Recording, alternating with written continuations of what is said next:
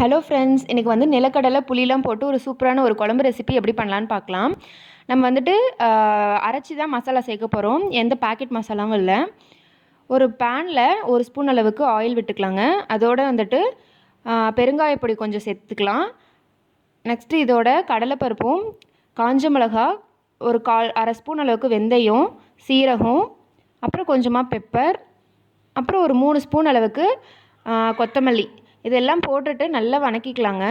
இது நல்லா வணங்கினதும் இதை ஆற வச்சுட்டு நம்ம பொடியை அரைச்சிக்கலாம். இதுதான் நம்மளுக்கு வந்து புளிக்குழம்புல ஆட் பண்ணுற மசாலா.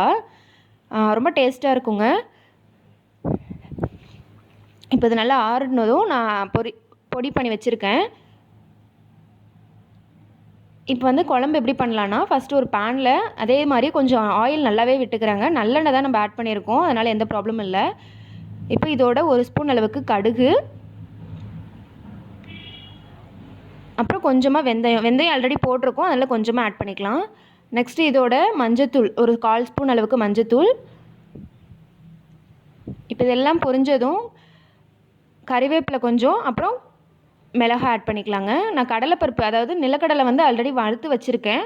நீங்கள் வறுக்காமையும் கொஞ்சம் நேரம் அப்படியே கூட போட்டுட்டு நல்லா கொஞ்சம் நேரம் வறுத்துட்டு அதுக்கப்புறம் நம்ம இந்த பொடியை ஆட் பண்ணிக்கலாம். நம்ம அரைச்சோம் இல்லைங்களா, அந்த பொடி தான் இது. எல்லாம் போட்டுட்டு நல்லா அந்த வாசனைலாம் போனதும் புளி தண்ணி ஊற்றிக்கலாம்.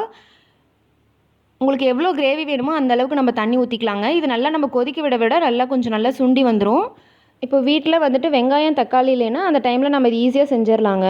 இப்போ நம்ம வந்துட்டு இதுக்கு தேவையான அளவு உப்பு போட்டுட்டு சிம்மில் நான் வந்து ஒரு 10 நிமிஷம் போல் நல்லா வச்சிட போகிறேன்.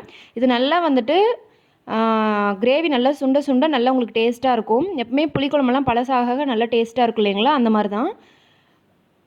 நல்லா இது வந்துட்டு நல்லா சுண்டி வரும். இப்போ நல்லா கொஞ்சம் நேரம் ஆயிடுச்சு. இந்த ஸ்டேஜில் வந்துட்டு நான் ஒரு துண்டு அளவுக்கு வெல்லம் ஆட் பண்ணியிருக்கேங்க. வெல்லம் ஆப்ஷனல் தான், நீங்கள் வேணுனாலும் ஆட் பண்ணலாம், இல்லைனாலும் விட்டுறலாம். இது நல்லா கொதித்து வந்த பிறகு நம்ம இதை இறக்கி வச்சிடலாங்க. ரொம்ப டேஸ்ட்டாக இருக்கும். சாதத்துக்கு, தோசை, இட்லி எல்லாத்துக்குமே நல்லாயிருக்கும். சாதாரணமாக பருப்பு சாப்பிட்றதுக்கு பதிலாக இந்த மாதிரி நம்ம குழம்புல போட்டு எடுத்துக்கலாம்.